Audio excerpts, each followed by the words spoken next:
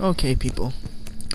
Due to popular demand and email messages from TNA fans and WWE fans or wrestling fans in general alike, who ask me all the time why I'm so hard on TNA and why I bash TNA so often. And if you really want to know why, it's because I feel that TNA can do so much better than they're doing. They have the talent to outdo WWE. In terms of talent, they have the talent to outdo a lot of what the WWE is doing, but they're not. And it's not because they're new either. It's not because they're new that they're not outdoing the WWE. The fact that their rating is about a 0.1 away from AM Raw's rating, it's just befuddling to me. Now, I used to be a huge TNA fan. I watched it back in 2005. But this is going to be my TNA rant video that everyone seems to ask about, to say why I don't like TNA so much. It's not that I don't like TNA. I just think that the product they're putting out isn't satisfactory. And I know that they can do better. And you fans should demand better. I watch so many vids of, people like Bill and Doug and stuff like that. I got respect for all those people, but all these people are saying that TNA has all this great talent that puts together all these great matches. And I agree with you. TNA does have great talent. But they push their imported WWE superstars in front of that talent. And that's the problem I have. You have an X division, you have a tag team division, you don't take advantage of either of them.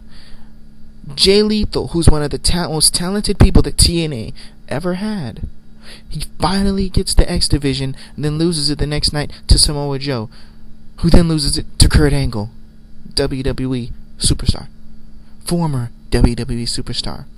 And I know a lot of TNA people that are in TNA, that have worked their whole life in this wrestling business to get to where they are in TNA, to earn their shot, are getting tired of these people from the WWE and stuff like that getting imported in and leapfrogged over them when they haven't done squat in TNA yet. Like Kurt Angle leapfrogging Samoa Joe, instantly getting title shots. Now holds all the freaking titles, and Samoa Joe hasn't gotten anything except the X Division title and those tag team belts he won by himself.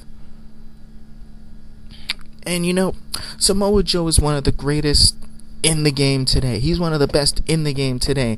Yet he won't get a title because he's not as big a name as Kurt Angle.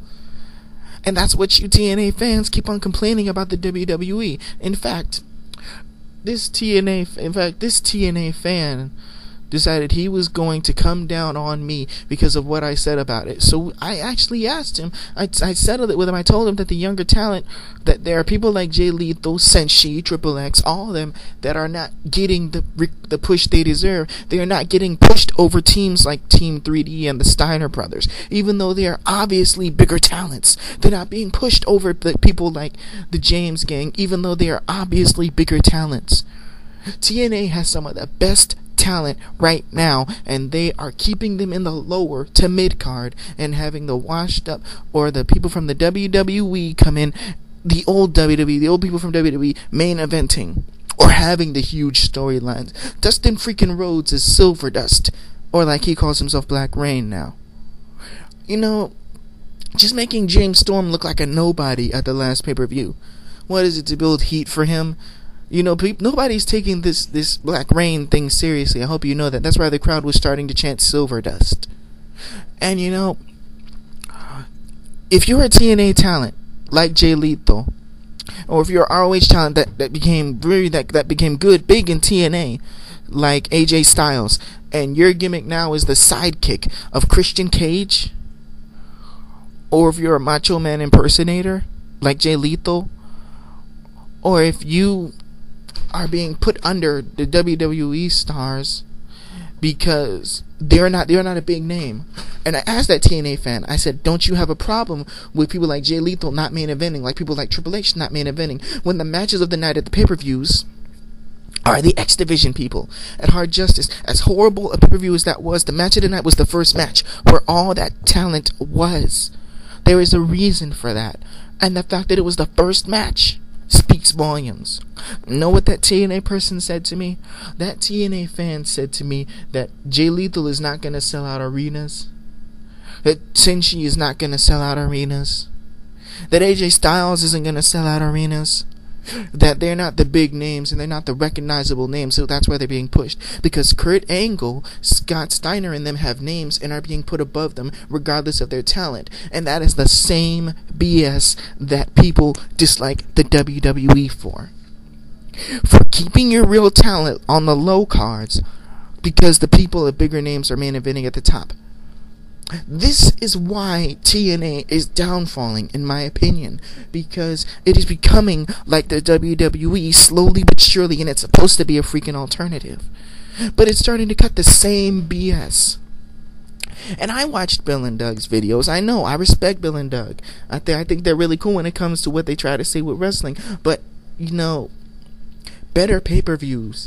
If Hard Justice is any example of what it's gonna be like, when half the matches on Hard Justice shouldn't even be on a pay-per-view. They should be on an Impact episode, if you really want my opinion. Which you probably don't, but still. Have this stuff. Black Rain, that's a pay-per-view match. Black Rain James Storm, that was a pay-per-view match. And the fact that I was so upset that they were all gimmick matches, guess what? They didn't even live up to their gimmicks. They didn't even live up to their gimmicks. And you have the steel cage match, which, even though it's a gimmick and annoying, should have been a good match. It wasn't. The barroom brawl match should have been a good match. It wasn't. Hard Justice had so much potential, despite the fact it was gimmick matches. And gimmick matches annoy me, yeah. Just like ECW one night stands, gimmick matches annoy me. But those aren't really what I call really gimmick matches, because they're not made for someone specific. Let me give you an example of a gimmick match. A gimmick match is a one-time only match that is used for a certain specific superstar, in my opinion. Like you have James Storm, the barroom brawl match with Rhino. You have the Robert Roode, Eric Young ultimate humiliation match. That's my example of a gimmick match. If Bob Backlund had the sparkling glove on a pole match, that would be a gimmick match. A match given to someone because of their lifestyle. That's a gimmick match to me. And that's what annoys me the most. ECW One Night Stand had a lot of matches, had a lot of hardcore gimmick matches. But you know what? The fact those matches were good. They were good matches. They lived up to their gimmicks. And as long as the gimmick match lives up to the gimmick, I don't mind it. Hard Justice gimmick matches couldn't even surpass their own gimmicks, and that's a problem. Anyway, this is just part 1 of my TNA rant here. I'll address more issues in the next one, but the fact is, you really wanted to know why I'm so hard on TNA, that's why. And if I lost you, double back, you'll probably get what I mean. It's not just the gimmick matches, it's the fact that TNA actually has great talent. Yet they are holding that talent back for the bigger names to main event. The bigger names with less talent are main eventing over the smaller names with more talent. Which is the problem I have with WWE, and the problem TNA didn't used to have, and now it does. Do you hope you see where I'm going with this?